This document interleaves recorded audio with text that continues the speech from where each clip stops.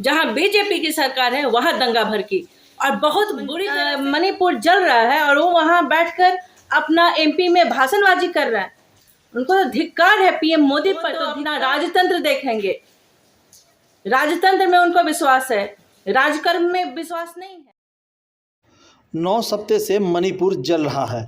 आज राहुल गांधी मणिपुर पहुंचे 2 दिवसीय यात्रा पे बिशनपुर डिस्ट्रिक्ट और चुराचंदपुर डिस्ट्रिक्ट जा रहे हैं, लेकिन वहीं एयरपोर्ट से निकलने के बाद बिशनपुर से कुछ दूरी पे उन्हें रोक दिया जाता है। अब वो हवाई यात्रा के जरिए उन तमाम जगहों का निरीक्षण करें, वहीं तमाम उन रिलीफ कैंपों पे जहाँ पे लोग जो अपने घर बार छोड़ करके रह रहे हैं। आपको बताते चले, दरभंगा से कांग्रेस नेता प्रतिभा सिंह ने केंद्र सरकार और राज्य सरकार को अड़े हाथे लेते हुए कहा कि जब सरकार ही बीजेपी की है, जहां तंत्र उसकी है, तो आखिर 9 हफ्ते से क्यों मणिपुर जल रहा है। और वहीं पर उन्होंने कहा कि प्रधानमंत्री नरेंद्र मोदी विदेश दौरा कर रहे हैं, मध्य प्रदेश में चुनाव की रैलियां कर रहे हैं, लेकिन वो मणिपुर नहीं गए, जहां मणिपुर 9 सप्ताह से जल रहा है।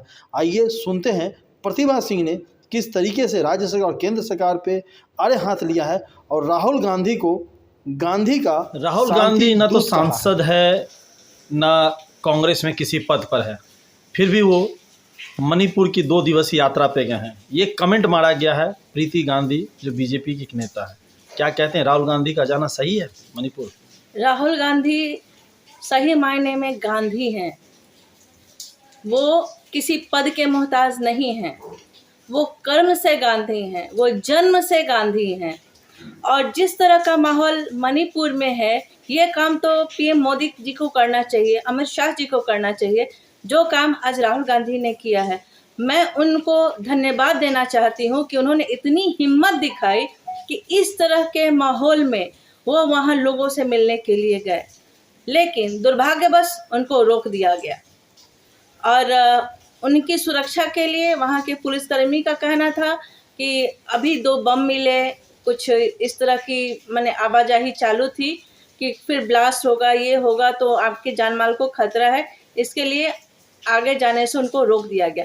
लेकिन वहाँ जो लोग जहाँ तक मिले, जहाँ तक उनका कन्वे चला, सारे लोग दोनों तरफ रोड के किनारे खड़े होकर उनको हाथ हिलाकर एक झलक देखने के लिए तरस रहे थे। शायद उनको ये विश्वास था कि ये गांधी अगर मणिपुर आया है तो कुछ अपना करामात दिखाएगा, अपना करिश्मा दिखाएगा और वो शांति का माहौल शायद कायम हो सके। 9 सप्ताह से मणिपुर जल रहा है, क्या कारण है? कौन इसके हो सकते हैं आपकी तरफ से? लगता है कि ऐसा क्यों है कि 9 सप्ताह से मणिपुर जल रहा है? बीजेपी की सरकार है, बीजेपी केंद्र में बैठी हुई है। अमित शाह जी क्या कर रहे हैं, ये जवाब तो सबसे सही होगा कि आप अमित शाह और बीजेपी के लीडर से करें, क्योंकि जब उनकी सरकार है वो वहाँ के माहौल को नहीं संभाल पा रहे हैं। उनको शर्म आनी चाहिए। पीएम मोदी आज मणिपुर जल रहा है और वो वहाँ बैठकर अपना एमपी में भाषणबाजी कर रहा है। उनको तो धिक्कार है, पीएम मोदी पर तो धिक्कार है। किस हद से वो पीएम बने हुए हैं, उनको तो तत्काल छोड़ के वहाँ पहुँचना चाहिए। अपना दल बल जितना भी तरह का तंत्र होता है सबको लेकर वहाँ पहुँचना चाहिए। मणिपुर जो जल रहा है उसको जल्द से जल्द उस आग को बुझाना चाहिए, लेकिन नहीं, वो तो अपना राजतंत्र देखेंगे, राजतंत्र में उनको विश्वास है, राजकर्म में विश्वास नहीं है। वो तो राजतंत्र का खेल खेल रहे हैं। यही खेल उन्होंने शुरू किया था कर्नाटका में, जो शायद आपको याद होगा कि अमित शाह जी ने भाषण दिया था कि यहाँ जो कांग्रेस की सरकार आएगी तो दंगा भड़केगी। लेकिन दुर्भाग्यवश ठीक विपरीत, जहाँ बीजेपी की सरकार है वहाँ दंगा भड़की और बहुत बुरी तरह से। जहाँ ये लोग एक एक कर कोई जाने का हिम्मत नहीं कर रहा है, कोई भी दिग्गज नेता अगर आप गिना दें कि वो मणिपुर में जाकर वहाँ का जांच पड़ताल करने के लिए या वहाँ आग बुझाने के लिए अमित शाह गए थे कुछ दिनों पहले। अमित शाह तो खाना पूर्ति करते हैं, तो अगर गए तो बंद हो जानी चाहिए थी। एक गृह मंत्री जा रहा है, एक गृह मंत्री गया है वहां पे, फिर भी आग भड़की नहीं। आप देख नहीं रहे हैं आग बुझी क्या? आग भड़की, उन्होंने और आग को भड़काया। ये सिर्फ हमारा देश ही नहीं देख रहा है, इनके करामात हमारे देश ही नहीं देख रहा है, विदेशों में भी इसकी चर्चा है। उनको शर्म आनी चाहिए, कैसे विदेश यात्रा करते हैं 2 ये। दिवसीय दौरे पे जो राहुल गांधी है, अभी उनका काफिला को रोक दिया गया है। अभी सुनने में आया कि वो जहाँ रोका गया, अब उसके बाद वहाँ हेलीकॉप्टर पकड़ के उन क्षेत्रों का दौरा करेंगे, फिर राहत जो कैंप है जहाँ पे शिविर सब लगाए वहाँ जाएंगे। क्या उनके जाने से, 2 दिवसीय जाने से कुछ राहत मिलेगी लोगों के अंदर? जो गांधी टाइटल है, या राहुल गांधी है, या महात्मा गांधी का एक समय था जब बंगाल में भी दंगे हुए थे, तो उन्होंने वहाँ पर भी जाकर के दंगों को शांत किया था। क्या उनके जाने से कुछ फ़ायदा होगा? ये पीस मेकर हैं, वो शांति के लिए गए हैं, वहाँ पे शांति का दूत बनकर गए हैं। और जहाँ शांति का दूत जाएगा तो शांति तो जरूर शुरू होगी। एक शुरुआत तो है।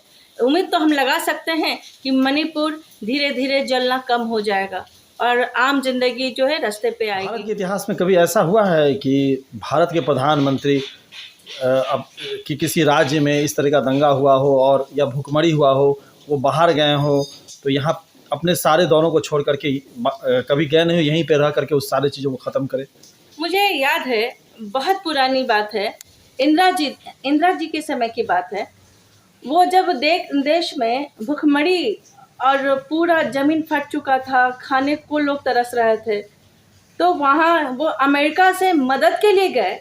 वहाँ से उन्होंने अनाज लिया और वो वहाँ तक कि वहाँ डिनर तक नहीं की, क्योंकि उनका परिवार जो देश था, उनका देश का एक एक आदमी भूखा तड़प रहा था, तो वो कैसे डिनर करती, कैसे वहाँ रात गुजारती।